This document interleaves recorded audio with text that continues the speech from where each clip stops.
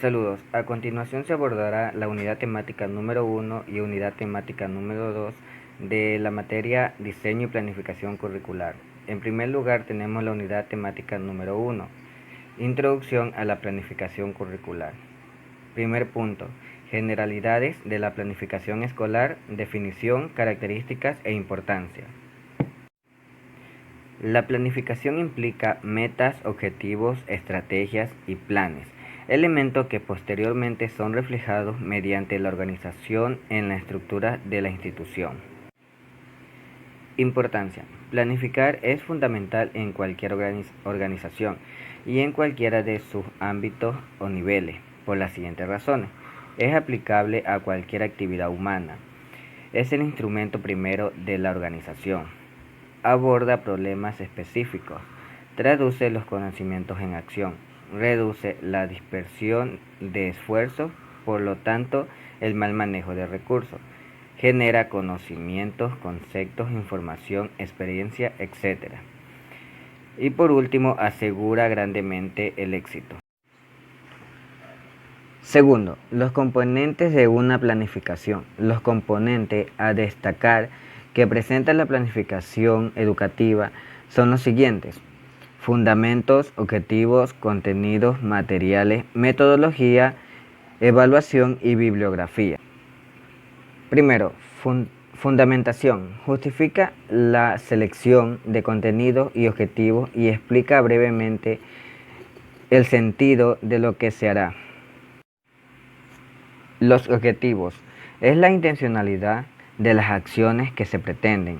Las guían, las expresan, las orientan a logros que se pretenden. Contenidos. Son un conjunto de saberes que se deben seleccionar en función de la propuesta formativa en la que se insertan, ya que la misma orienta su desarrollo y articulación con otros contenidos. Materiales. Son los materiales o recursos didácticos que se seleccionan por los estudiantes con el fin de apoyar al docente en su labor educativa.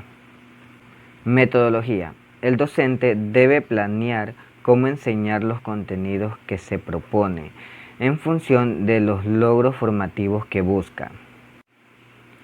Evaluación. Entregue información de los logros y dificultades de la práctica educativa para analizarlo, comprenderlo y mejorarla. Bibliografía. Son los textos que dan apoyo teórico tanto a la planificación como al desarrollo de la propuesta.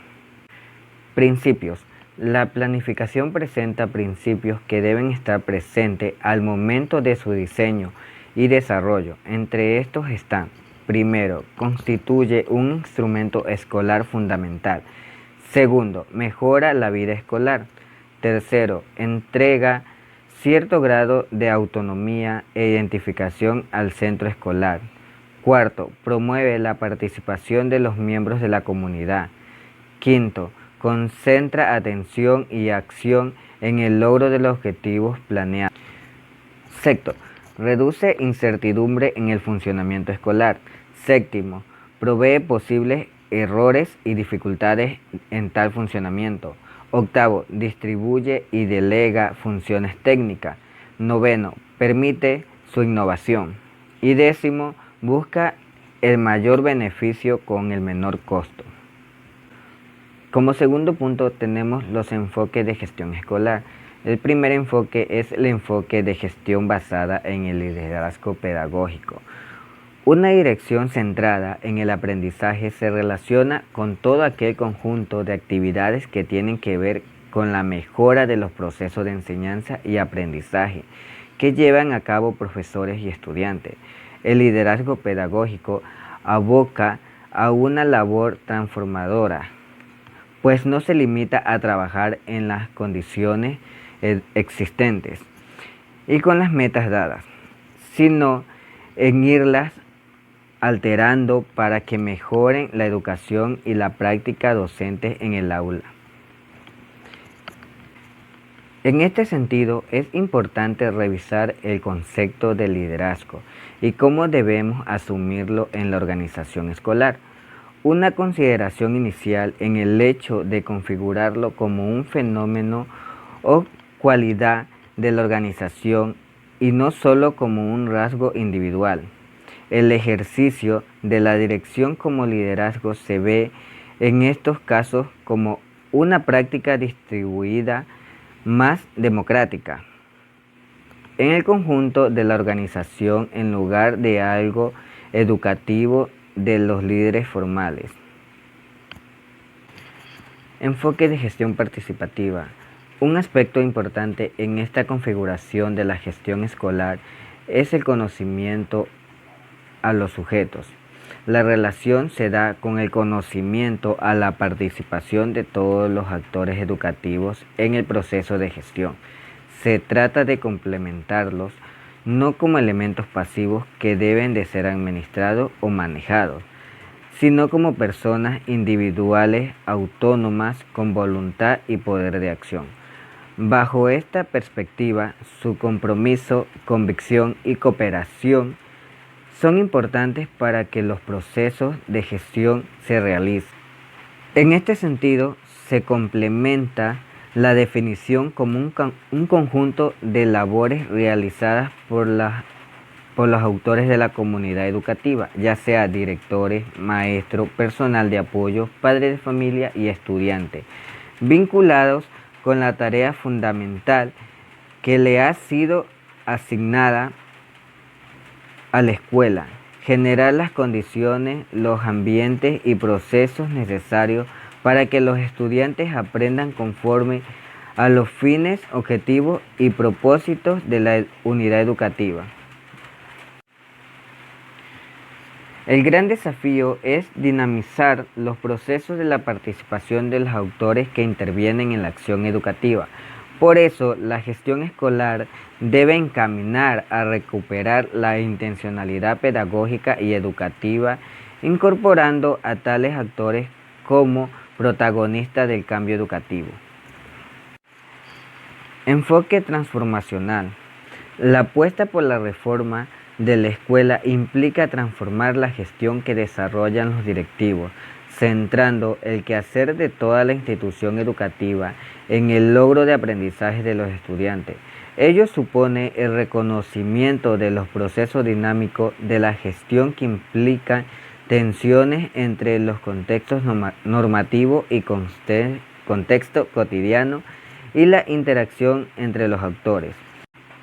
El enfoque basado en procesos es la parte fundamental en la realización y aplicación de un sistema de gestión integral de la calidad. Este enfoque permite a las organizaciones ordenar y gestionar la forma en que las actividades de trabajo van creando un valor para el cliente y otras partes interesadas. Además, el enfoque basado en procesos permite una rápida y sencilla identificación de los problemas, así como la rápida resolución de lo mismo, e introduce la gestión horizontal, que es aquella que nos muestra todo a un mismo nivel, cruzando las barreras entre diferentes unidades funcionales y unificando sus direcciones hacia las metas principales de la organización, y también mejora la gestión y de las interfaces del proceso. Todo esto forma parte de los planes de gestión que aplican las empresas para obtener las diversas calificaciones, las cuales contribuyen un modelo para el aseguramiento de la calidad en el diseño, el desarrollo, la producción, la instalación y el servicio postventa. Estas normas permiten implantar un sistema de gestión de la calidad en las empresas. Tercer punto, planificación educativa. Estamos en una nueva era de la educación, ya que a pesar de los viejos paradigmas, aún acechan como tiburones. Se sienten una fuerte motivación que está impulsando la creatividad e innovación de las actividades del docente en el aula, y con ello la concepción de una nueva forma de enseñar y aprender. Sin embargo, esto también ha traído la impetuosa estigmatización de la utilidad de la planificación educativa, culpándolos de, primero, Planificar o improvisar. En ocasiones existen profesores que les gusta trabajar bajo la improvisación, ya que consideran que tener experiencia le es suficiente para trabajar día a día en el aula. Otros piensan que el invertir un juego o un medio tecnológico como centro del proceso de enseñanza es suficiente para lograr motivación y aprendizaje, sintiéndose prácticamente forzada el hecho de tener que planificar a largo, mediano o corto plazo sus ideas en clase. Muy por el contrario, el planteamiento de sentirse obligados a planificar es necesario entender que elaborar correctamente programas educativos nos permite visualizar los contenidos, estándares, recursos, medios, metodologías idóneas, es decir, marcar la dirección de los procesos educativos de acuerdo a las necesidades de los estudiantes. Por lo tanto, una buena planificación siempre será imprescindible porque somos los guías del aula y como tales resulta necesario que crear proyectos que permitan gestionar el aprendizaje, fijando metas y definiendo los pasos, las estrategias y los indicadores para llegar a nuestro fin último, que es el aprendizaje significativo. Importancia de la planificación educativa. La planificación educativa constituye un espacio donde se organizan, articulan y sintetizan las metodologías pedagógicas del docente y las condiciones particulares del currículo. Este permite crear anticipadamente las actividades y recursos para el logro de los objetivos específicos que se desea alcanzar, e incluye todos los procedimientos y prácticas con el fin de concretar las intenciones pedagógicas determinadas en el currículo y efectuarlas a la particularidad de cada institución y situación docente, permitiendo hacer mejoras inmediatas. La planificación educativa no debe ser una camisa de fuerza. La dura percepción que se tiene sobre la planificación no es fortuita. Sabemos que se origina porque en ocasiones los profesores sienten que las estructuras de la misma son muy cerradas, estrictamente reguladas y poco dinámicas. La planificación educativa no debe convertirse en un marco rígido, por el contrario, debe mantenerse cierta flexibilidad, ya que es necesaria para la enseñanza actual. Por ejemplo, si un objetivo demostrara ser poco apropiado durante el curso, debe haber la opción de poder modificarse. Pero tampoco debe descuidarse saltándose los temas o la secuencia de objetivos, simplemente porque la intuición a veces no los dictamina. Debe existir la reflexión y comunicación constante entre el docente y la institución para permitir la posibilidad de actualizar previa justificación con el fin de generar educación de calidad y motivación en nuestros estudiantes. El rol del docente en la planificación. Para que la planificación sea efectiva y evitemos se convierta en un dolor de cabeza constante, debe incluirse al docente como parte de la creación, ya que su experiencia día a día en el aula es preponderante para detectar problemas y tener una visión real de la situación. Por lo tanto, aunque sabemos que es importante planificar para documentar y organizar las experiencias que faciliten el aprendizaje, determinar el tiempo, la importancia y coherencia de los contenidos, evaluar el logro del aprendizaje, pero más allá de eso, la planificación también debe enfocarse en buscar la manera de que cada estudiante tenga la oportunidad de ampliar su conocimiento, detectar los desaciertos y analizarlos, generar experiencias de aprendizaje relevantes.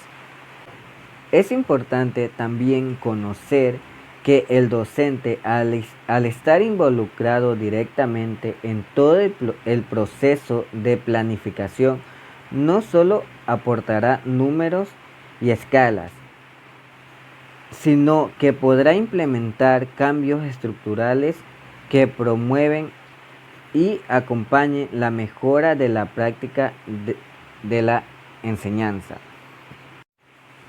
La importancia de los objetivos y competencias en la planificación educativa. Los objetivos y competencias trazan la ruta para lograr el aprendizaje efectivo, por lo tanto, son las bases de una planificación educativa efectiva. La idea es generar un plan estratégico que me permita poder usarlo como una herramienta que permita medir si vamos por el camino correcto. ¿Qué papel juegan los objetivos dentro de la planificación educativa? Cuando llega la hora de evaluar y preguntamos a los profesores qué evalúan, la respuesta inmediata es los conocimientos adquiridos en relación a la asignatura. Aunque esta respuesta suene un poco imprecisa, responde a lo que en la práctica realmente se valora como conocimiento. Pero actualmente la educación se dirige más allá del conocimiento. Por lo tanto, en la planificación debemos tomar en cuenta la adquisición de valores, habilidades, destrezas, actitudes, intereses, afectos, etc. Es decir, ser más exhaustivos, puesto que los resultados son más difíciles y complejos. Aquí es donde entran en juego los objetivos, ya que se convierte en los elementos fundamentales dentro de la planificación, no solo por su estrecha relación con la evaluación, sino porque son estos los que orientan todo el proceso educativo. Ellos marcarán el punto de partida, indicando las rutas a seguir por los docentes y los estudiantes, al mismo tiempo que señalarán el punto de llegada, ya que las evaluaciones tienen como finalidad constatar que los estudiantes evidentemente alcanzaron los objetivos propuestos. Es decir, los objetivos trazarán los puntos para los tipos de evaluación, los procedimientos e instrumentos de estos se seleccionan según su adecuación al tipo de aprendizaje que se pretenden medir. Vemos entonces que los objetivos adquieren la relevancia por su carácter orientador en todo el proceso educativo. Por lo tanto, su formación es muy importante. Es una labor que el profesor ha de realizar ante los inicios del curso de la planificación. La función de las competencias en la planificación. Planificar en base al desarrollo de competencias rompe la inercia de las actividades tradicionales dentro del aula, y para ello el proyecto se debe centrar en los propios procesos de aprendizaje y no en la nota final, es decir, concentrarnos en los componentes, actividades y estrategias del estudiante para llegar al aprendizaje. Este plan educativo es mucho más complejo y ampliamos las evaluaciones incluyendo la perspectiva tanto cuantitativas como cualitativas, dando numerosos indicadores sobre la manera en la que el estudiante aprende y sobre el modo de realizar las tareas. A continuación abordaremos la unidad temática número 2, con el título Introducción al currículo de los niveles de educación básica. Punto número 1, Introducción. El currículum es la expresión del proyecto educativo que los miembros de un país o de una nación elaboran con el fin de promover el desarrollo y la socialización de las nuevas generaciones y en general de todos sus miembros. En el currículo se plasma en mayor a menor medida las intenciones educativas del país. Se señalan las pautas de acción y orientaciones sobre cómo proceder para hacer realidad estas intenciones y comprobar que efectivamente se han alcanzado. Un currículo sólido, bien fundamentado, técnico, coherente y ajustado a las necesidades de aprendizaje de la sociedad de referencia, junto con recursos que aseguren las condiciones mínimas necesarias para el mantenimiento de la continuidad y la coherencia en la concreción de las intenciones educativas, garantizan procesos de enseñanza y aprendizaje. Las funciones del currículo son, por una parte, informar a los docentes sobre qué se quiere conseguir y proporcionarles pautas de acción y orientaciones sobre cómo conseguirlo, y por otra, constituir un referente para la rendición de cuentas del sistema educativo y las evaluaciones de la calidad del sistema entendidas como su capacidad para alcanzar efectivamente las intenciones educativas dadas. Consideraciones legales en torno al currículo de la educación obligatoria. La Constitución de la República del Ecuador en el 2008, en su artículo 26, estipula que la educación es un derecho de las personas a lo largo de su vida y un deber inexcusable del Estado, y en el artículo 343 reconoce que el centro de los procesos educativos es el sujeto que aprende. Por otra parte, en este mismo artículo se establece que el Sistema Nacional de Educación integrará una visión intercultural acorde con la diversidad geográfica, cultural y lingüística del país y el respeto de los derechos de las comunidades, pueblos y nacionalidades. La Ley Orgánica de Educación Intercultural, en el artículo 2, literal W, garantiza el derecho de las personas a una educación de calidad y calidez, pertinente, adecuada, contextualizada, actualizada y articulada en todo el proceso educativo, en sus sistemas, niveles, subniveles o modalidades, y que incluye evaluaciones permanentes.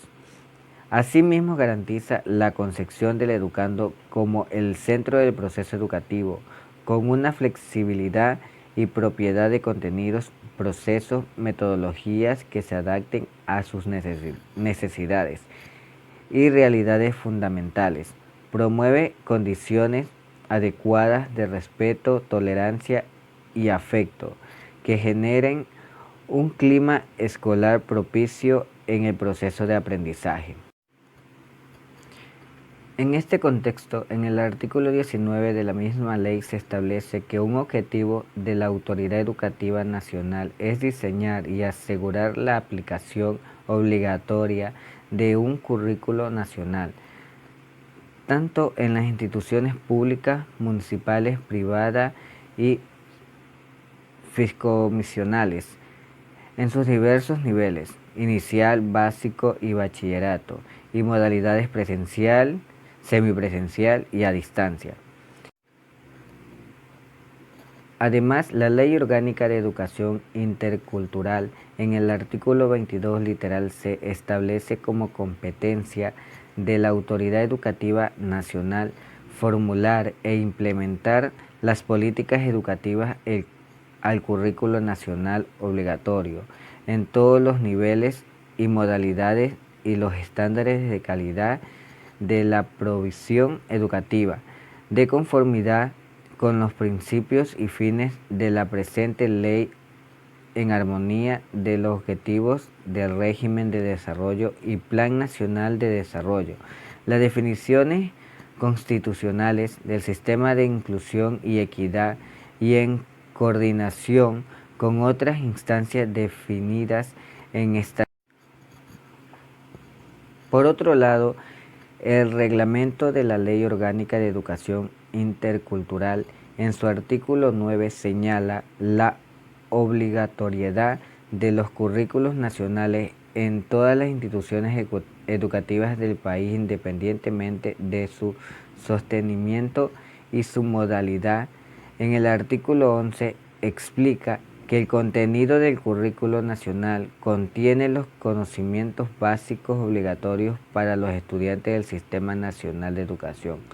Por último, el artículo 10 del mismo reglamento estipula que los currículos nacionales pueden complementarse de acuerdo a las especialidades culturales y peculiaridades propias de las diversas instituciones educativas que son parte del Sistema Nacional de Educación en función de las particularidades del territorio en el que se operan.